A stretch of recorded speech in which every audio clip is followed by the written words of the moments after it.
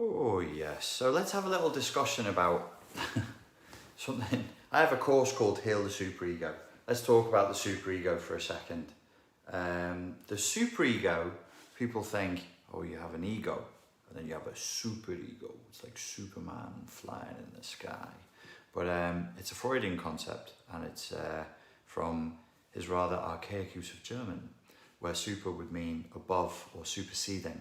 So above the ego, not necessarily geographically, like there's an ego and then a superego floating above, but it might be useful to think of it that way. It's not a geographical assertion, it's a power assertion. So the superego is the part of the ego, which you already know what that is, your persona, your personality, that which is the boundary between yourself and other people, yourself, your subjective self, and what we presume to be objective reality. And then what's guiding that is the superego. How does it guide it? Well, it actually is like an onboard GPS system for your morals, for your value system. And so that's, very quickly, that's what a superego is. It's your morals, it's your value system. It gives you your sense of right and wrong, what to avoid, what to move towards. That's going to be painful, that's going to be pleasurable, avoid that, do this, okay? And it sends messages down to the superego like a navigation system. You know, please turn left in 100 yards. And then you go, what the hell is a yard? I don't know what that means. And then you miss your turning. So it's the onboard navigation system. These messages that say, please turn left and go north, these are called injunctions. Injunctions. So the superego sends messages down, not literally. There's not geographical, there's no physical thing in you. It's an idea, it's a model. It's from Freudian psychoanalysis that I think is useful. And it tells you what to do and where to go. Okay. This is actually, when we talk about the inner critic, the voice inside your head that's saying negative things, we call the inner critic, we call the negative self, whatever you like, right? So there's a voice inside of your head that's saying you're useless, you're no good, you can't do this. That's actually a broken GPS system. That's a broken, malfunctioning superego. And the injunctions it's sending down that's supposed to take you to the Liverpool docks are now sending you to some other dreadful place, like Bebington. And that's not where you want to go. Why is it doing that, and what's happening there? So, superego, GPS for morals, values, cultural rules, religious rules, so on and so forth, sent down as injunctions, and these are instructions. Do this, do that, turn left, turn right, don't hang out with that person, hang out with that person. Yes? The inner critic is the same thing, but we're using different words, and the voice of the inner critic that's saying mean things is a GPS system that is, instead of saying turn left, turn right, you'll be arriving at Liverpool docks in 200 meters, actually starts saying you can't drive, you're going to crash. You can't drive because you have no spatial awareness, just like your father. You're useless, just like him, and you'll fail just like it. So it's, instead of giving you messages that are supposed to take you somewhere, it actually is just giving you negative messaging. These are called injunctions. An inner critic is a GPS system that is toxified through trauma and is a malfunctioning superego that's no longer sending you positive messages for where you're supposed to go, just negative crap. Let's talk for a moment about what the superego should be and how it functions in your life and why it gets damaged and what we can do to fix it, which is what the Heal the Superego course is all about. And then we're going to relate this to narcissistically abusive relationships. I just wrote a book recently. It needs to be rewritten and brushed up by the editors. Jokes, fam. They won't butcher it. They'll do a great job. It's that I went with the same publishers as the ones who wrote Dave Goggins' book, Can't Hurt Me, because I couldn't decipher whether Goggins' book was like a motivational or a biography or a memoir. And it seemed to be exactly the same percentage of each that I wanted for mine. So that's why I went with them. And they're good people. So I wrote in this book that I wanted an ultra simple way of describing the superego. So I called it the other people part. The other people part. Here is my iPhone cover. It's a very ugly, generic iPhone cover. When you are a child, imagine this is a recording device. It kind of looks like the monolith from 2001, The Space Odyssey, right? Just goes with the operatic music behind it that makes you go, oh my God, what is that thing? When you're a child, people tell you stuff. The members of your tribe will say to you, don't eat that berry, you'll die. You can eat this fish, it's tasty. This is how we attract a member of the opposite sex.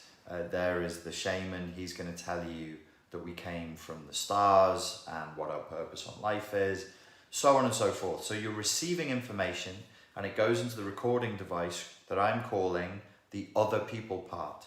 So here we pretend we have a part of our brain that's very active and open when we're children that is called the other people part. And it's a series of recordings that came from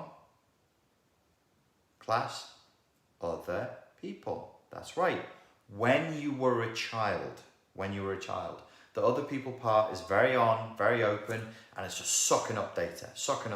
So if you're ever around small children, if you ever had that experience of looking after very small children, like I do sometimes with my nephews in America, I notice when they're playing, moving in the world, things happen. They find a thing, they see a thing, they fall down and hurt their knee, and they frequently turn and look at me. They turn and they look at me. No matter what it is, they're having a pleasurable experience, a new experience, or a painful experience, and they turn and look at me. Why are they turning and looking at me? They need me to tell them what that means, because they can't assign meaning to anything yet. They will be able to in time, but for now they're riding the bicycle with the stabilizers on, and they turn and look at the adults to ascertain what is good and bad. Like children are the ultimate moral relativists. They really have no sense of good or bad, and that's what they need us for. In looking to me, they're actually waiting for data. It's like the computer goes, waiting for data. I just found this pink flower. Can I eat it? Can I screw it up and shove it inside of my snotty nose? What do I do with this pink flower? Can I touch it? I'm going to try and touch it. Does the adult, what's the adult? He's saying, okay.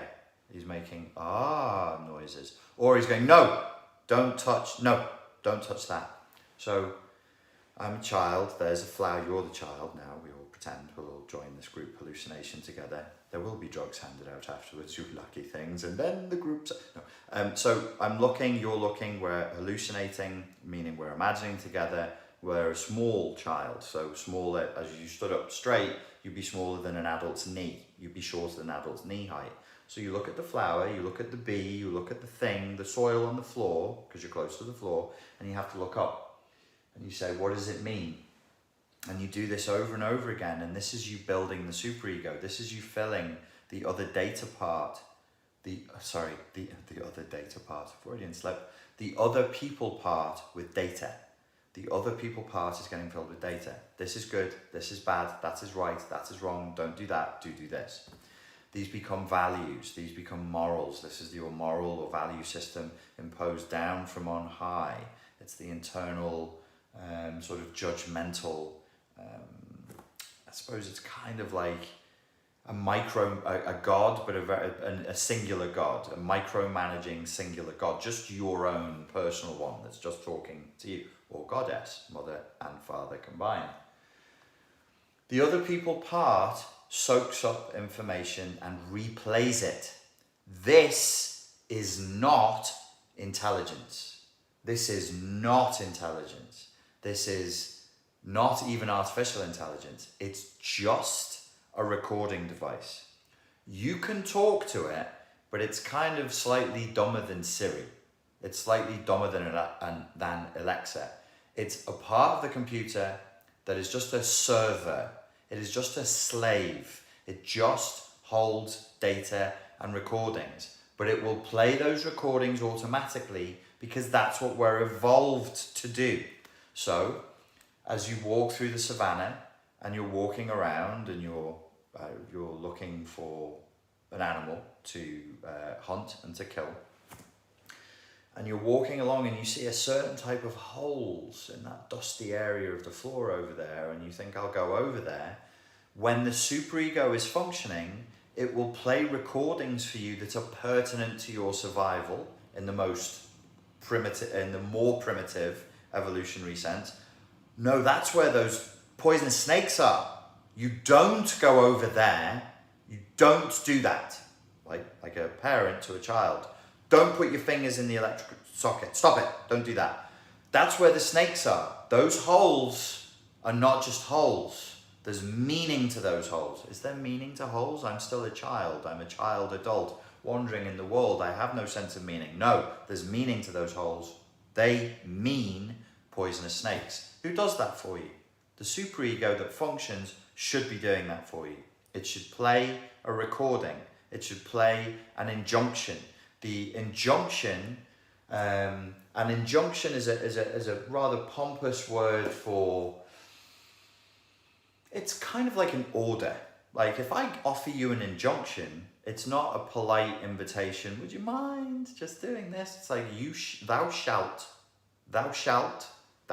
not. These are injunctions. I'm really demanding that you obey me. So when it functions well, it takes us away from danger and towards calories, shelter, mating, pleasure, the propagation of life. Narcissistically abusive relationships. So, right, let me just sum up and then we move into narcissism and how this is relevant. You had an other people part that was a recording device in your childhood. You soaked up information and data from the authority figures in your environment. When you're a child, anybody taller than you is an authority figure.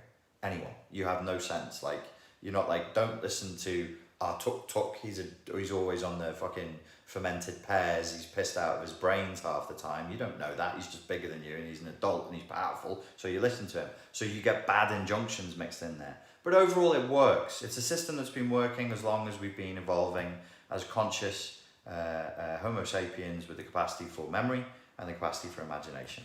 That's how long the superego has probably been around. So the other people part is soaking up the data so that once it's got hold of the data on this server, it's going to play recordings. This cluster of recordings, this cloud of data that's playing the recordings, we call, or it is called in psychoanalytic theory, the superego.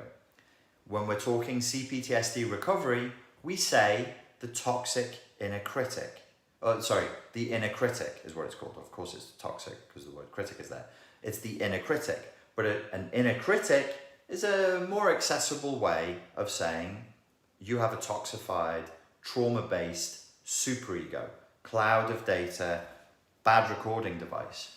How would that have happened, and how does this relate to narcissistic abuse? If you were raised in an environment where you were ignored, or you were told that you were useless, or instead of being told things that would help you to survive and thrive, you were told things that would shame you and guilt you, if you were sexually abused, if you were physically tormented, all of these things, this thing is still running. It doesn't switch off. It soaks up all that data and it assumes blindly, because it's dumb, it's a server, it's a slave, it's not intelligent. This is important, please remember what I'm saying. This superego data is just a series of recordings. It is not intelligent. So when we're talking about dealing with superego injunctions and battling the superego, you're not negotiating with an intelligent entity that can change its rules. That's not why you battle the superego. You battle the superego so that your personal ego draws a boundary between who you are, your thoughts, beliefs and feelings, and the negativity of a toxic superego. So when you're raised in an environment where you're ignored, that communicates to you you're worthless and unlovable. This will create tremendous feelings of despair, depression, anxiety, probably rage in a child, and this is a good environment in which to create psychopaths. If you're told that you're God's gift to the world, that you're special, that you're meaningful, that you were born under a special star, that you're magical, that you're destined for great things, and you're going to change the consciousness of humanity, whilst simultaneously feeling like your parents are only really telling you this so they can hold you up so that they receive the applause of the tribe. This is a good way of inducing, you know it, narcissistic personality disorder. So the other people part is listening, whether the messages are good or bad, and the other people part will do its job because it's dumb. It's not going to sit there and go, oh no, mother, that's not a good message. I won't replay that again. It goes, you, adult, message, got message, watch me do message, me replay, me replay, me replay. It's really dumb. It's just a server in the sense that I'm not great with computers, but I'm pretty sure a server, I don't know about servers. Imagine it's a hard drive. It just holds recordings, your favorite TV shows, your favorite songs. You can, maybe there is some selectivity as to when the superego can select the recordings, but it can't create a recording. And it doesn't know how to delete a recording. So whilst it has some intelligent elements, it might be like, oh, I'll play this recording now because it seems appropriate, and this other one later because it seems appropriate to the new scenario. It's not an intelligent being. It's just a hard drive. It's just a server. It's just a slave. It just does as it's told. So it becomes toxic when you receive toxic messages. When you get into a relationship with a narcissist, particularly if you were raised in an environment where you were receiving negative information from the people in your environment, and you may not have been beaten, you may not have been spat on or had cigarettes put out on you, but if you're shamed, if you're guilted, if you're humiliated, if the adults in your environment are using very caustic adult levels of sarcasm with you that you don't grasp, you just feel invalidated, you feel inhuman, this is really going to hurt you. It's really going to mess you up, and it's going to create a series of recordings in the cloud. The data is stored here, goes into the cloud, and then it plays in the cloud. The cloud then sends down the recordings as injunctions to your ego, and you hear it as a voice, or you may hear it, feel it as feelings. But that's a subject for another day, because that really is just a hypothesis of mine. Everything I've said so far, most psychology lecturers would be like, ugh, that's not how I would say it. That's kind of weird. But yes, something like that is what this is. It's not wild. I'm not saying anything wild or reckless. My style is unusual, but actually the raw data here, none of this is mine. This is just the way it is. Oh, the other people part is mine. The idea that the superego doesn't just send down injunctions, but that sends down emotional flashbacks in the traumatized to control them, that's a hypothesis of mine, but I'll do that on a different video.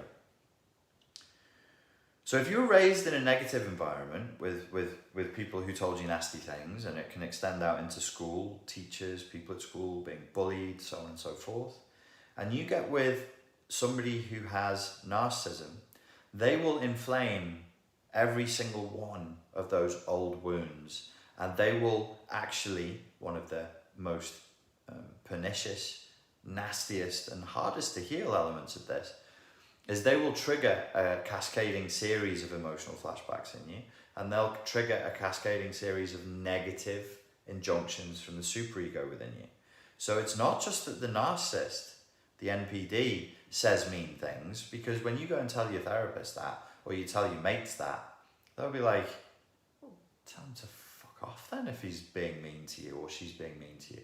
But it's not just that the NPD adult is saying that to adult Richard or adult you. It's that context that they create triggers in us, the recipient, a cascading series of negative injunctions from the superego. So if your inner critic isn't that strong, it's not really that bad. You kind of have one, but it's not that bad.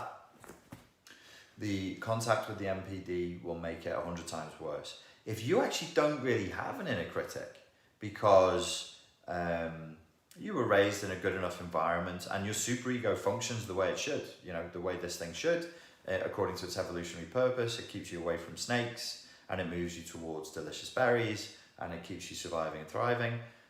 Prolonged contact with the NPD will toxify your superego. Why? Because this thing is activated in adulthood by intimacy. stay with me. This probably is not an easy video. So, if, so I said to you, you're a child, this thing is taking on information from any adult. If they're taller than you and they can throw a rock further than you, they're a god, you listen to them when you're a child. This slows down in your early teens, and by the time you're into your late teens, it's really gone. That's why you rebel. You start rebelling, you're like, no, these adults are actually idiots, they're drunks, they're drug addicts, they lie, they're shagging each other. You know, the tribal shaman actually is like a doofus, and you know, that's a phase you go through.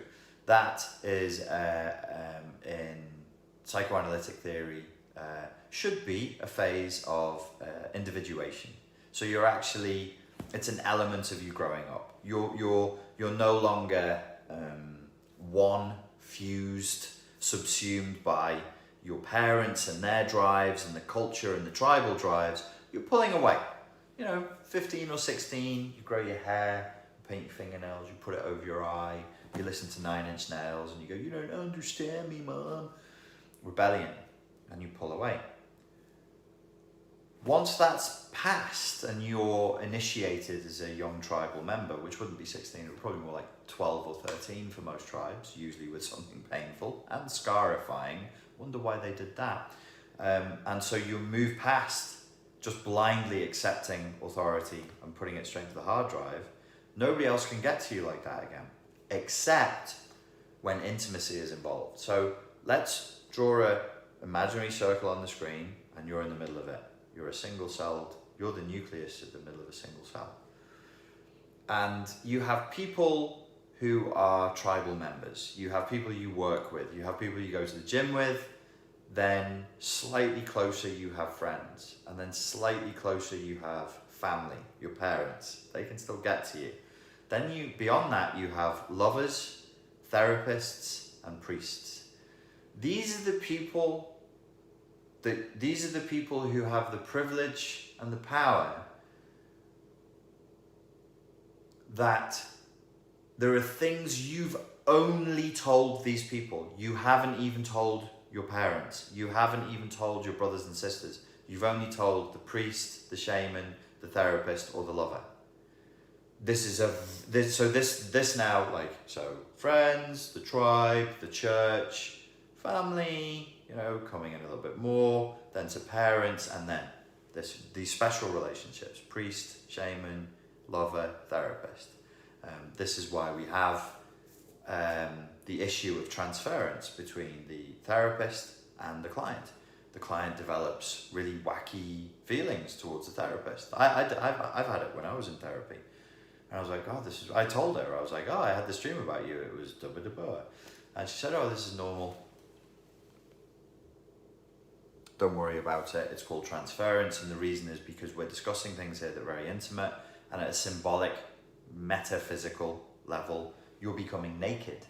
You know, there's a vulnerability here. You're naked, you're unarmored, your mask is off, the armor is off. And here we are, we're discussing these things. It's an extremely intimate process. So once we've gone into the middle of the circle and there's more intimacy, this thing switches back on. You, I, we as human beings, we start to regress. We become more infantile because in the intimate spaces, there is less armor, there is less mask, there is less persona, there's less ego defenses, and we're in this more vulnerable state. And this thing, because we're now regressing in years, through this one relationship, 2 relationships maybe, in every other area of your life, you're fine. You're you. You're just the person you would always be. With this one relationship, this thing switches back on. So when the priest says, you are a filthy, filthy sinner, or the shaman says, you lost your soul connection with Gaia and you failed her, and it's because you're of ill intent, or the therapist says, you're deeply wounded, you'll never recover, this is you for life, or your lover says, you're deficient, you're a weirdo, you're a lunatic, so on and so forth. This thing switches back on and it gets into the superego. So what happens? Negative message from intimate person, intimate in object relations theory, I think they would be objects. So the intimate object has given you a negative message. you're then going to internalize that, and it's going to become, these are called introjects. I feel so clever right now because I remembered the right word. Because I don't usually, because I was a bouncer for a number of years, and I boxed, and I got punched in the head a lot, and it's maybe a bit thick. I used to like boxing. You get punched in the head with these big heavy gloves, and you don't remember stuff so well in that. So as far as psychoanalytic theory goes, what the data that I'm receiving from myself, from other people, over time, about who I am, my social standing, my value as an object, as a whether I'm a good object, a bad object, a lovable object, a vile object, a poisonous object. These are called, oh, I've lost it. Oh no, introjects. Introjects. These are internalized. The closer the person is to you, so as you come closer to me in intimacy, your value of your introject goes through the roof. This is, as far as I'm aware, that's my hypothesis. Everything else I said is psychoanalytic theory standard. I think that's my hypothesis. I'd be surprised if somebody else hadn't said that as well. So as you get more intimate, you're standing in my, so if like say if you watched 100 hours of Richard Grannon's YouTube channel, and then you speak to me over the phone, or you speak to me over Skype, and I'm like, you're a terrible human being. That would have more impact on you than if some random came up to you at a bus stop and went, you're a terrible human being. You would ignore that. But from me, because there's a level of intimacy and you've put me at a level of hierarchy inside your head, it would be more powerful. Make sense? In any intimate relationship, not necessarily with somebody with NPD, this is what happens. The closer they are, the more powerful the introject is. Once that introject that's powerful has come through, it goes into the other people part, the recording device, and then it gets uploaded to the cloud, and then it's stupidly, non-intelligently replayed again and again as a recording, which is called, what's it called, class? An injunction. It's a superego injunction. And if it's negative, it's just going to play again and again and again, because the dumb other people part, the server that feeds the data to the superego, assumes that anything that comes from an intimate partner, because they are now a high authority, because I'm infantilized and my boundaries are down, what they said has value. So in a relationship with somebody with NPD, you will over time develop what we call, or what what it is called, I don't know who called it, toxic superego. It's a toxified superego, also known as an inner critic. But we're upscaling a little bit by saying a toxic superego. We're actually going back to the psychoanalytic theory, and we're approaching it with just a shade more nuance, not much, but I feel it's a shade more nuance that might give you that extra foothold to just make a bit more progress in your healing.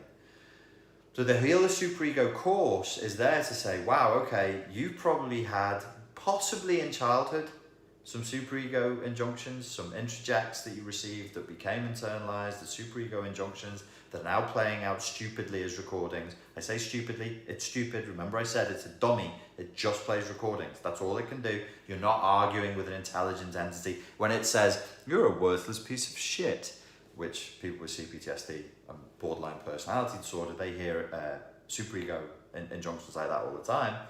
It's not because it's actually made an assessment of your latest piece of work and then gone, oh, this is about something you've done currently. I want you to remember that whenever you hear a negative superego injunction, the voice of the inner critic, it's only a dumb recording from the past. It's never about now.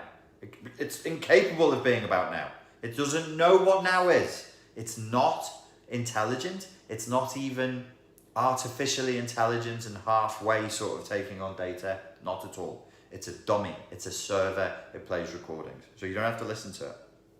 In fact, you must battle it. It's going to be your biggest battle in recovering from narcissistic abuse. And if you're recovering from childhood trauma and CPTSD, the biggest battle will not be the emotional flashbacks. It will be between you and the superego. If you feel like your relationship with a narcissist has given you some rather negative superego injunctions, I highly recommend the Heal the Superego course. Powerful piece of work. It gets very, very strong feedback from people. People really love it. And it will clear out some of these negative superego injunctions. Ladies and gentlemen, I hope that you enjoyed that. Thank you very much for your time and for your attention. and I will be speaking to you all again very, very soon. Thanks.